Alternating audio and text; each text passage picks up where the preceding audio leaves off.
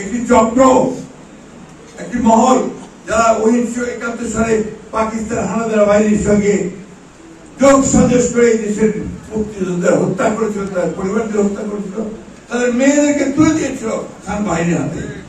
তাদের সঙ্গে দেশের মানুষ আপোষ করতে পারে? সেই নির্বাচনকে পিছিয়ে দেওয়া মানে আমাদের সর্বনাশ হওয়া, এই দেশের সর্বনাশ হওয়া। কারণ এখন একটা নির্বাচিত সরকার খুব দরকার। আজকে একটা চেষ্টা করা হচ্ছে যে মুক্তিযুদ্ধটা ঘুরাই দিবার তাদের 71 হয় না, আমরা কিছুই করি না, দেশটার জন্য আমরা কোনো অবদানই রাখি নাই, ঠিক না? 24 যারা করেছে তারাই সব করেছে, এরকম ধারণা দিচ্ছে না, ঠিক না? You cannot forget 71.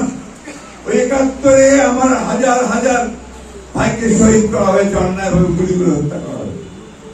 ওই 71-এ আমাদের লক্ষ লক্ষ মানুষ বাড়ি ঘর ছেড়ে পালিয়ে ভারতকে আশ্রয় নিয়েছিল। ওই 71-এ আমাদের মা বন্ধুকে অন্যায় ভাবে তাদেরকে অত্যাচার করে, নির্যাতন করে, দাবি করে তাদেরকে হত্যা করা হয়েছিল। এই কথাগুলো আমরা বুঝতে পারি না। 9টা মাস আমরা দীর্ঘকাল, সেই 9 মাস যারা যুদ্ধ করেছি কত মানুষ কোথায় চলে গেছে, তাই না? তো সেই দিন থেকে ভুলে যাওয়ার চেষ্টা করলে কি ভুলে যাওয়া যাবে? ভাই যাবে কে? ভুলতে পারি? ওইটা মাথার মধ্যে রাখি। আজকে সুপরিকল্পিত হবে একটি চক্র, একটি মহল যারা 1971 সালে পাকিস্তান হানাদার বাহিনীর সঙ্গে যোগ সাজস করে দেশের মুক্তিযোদ্ধাদের হত্যা করেছিল, তাদের পরিবারদের হত্যা করেছিল, তাদের মেয়েদেরকে তুলে দিয়েছিল খান বাহিনীর হাতে। তাদের সঙ্গে দেশের মানুষ আপোষ করতে পারে? পারে নাকি ভাই? জোরে কইবা হবে তো, মরতে হতে হবে তো।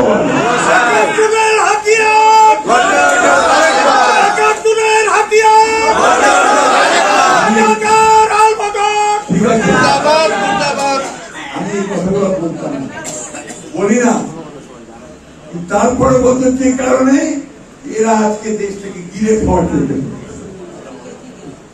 গ্রাস করার চেষ্টা করতেছে। আমাদের ধর্মপ্রাণ মুসলমান ভাইদের ধর্মীয় অনুভূতিকে বিক্রি করে তারা ওই কাজগুলো করতে চাচ্ছে। আমরা সেটা হতে দিতে পারি না। আজকে আমাদের রুখে দাঁড়াতে হবে।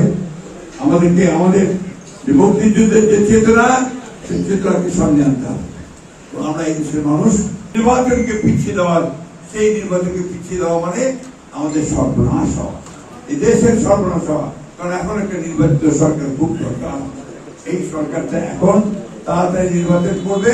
আমরা চাই যে অন্তর্বর্তীকালীন সরকার আমরা সম্মান করি, শ্রদ্ধা করি, তিনি অতি দ্রুত আর কোনো কাল বিলম্ব না করে নির্বাচন তফসিল গঠনের ব্যবস্থা করবেন, দেশে একটি নির্বাচিত সরকার প্রতিষ্ঠা করবেন। এটাই হচ্ছে আমার চাওয়া।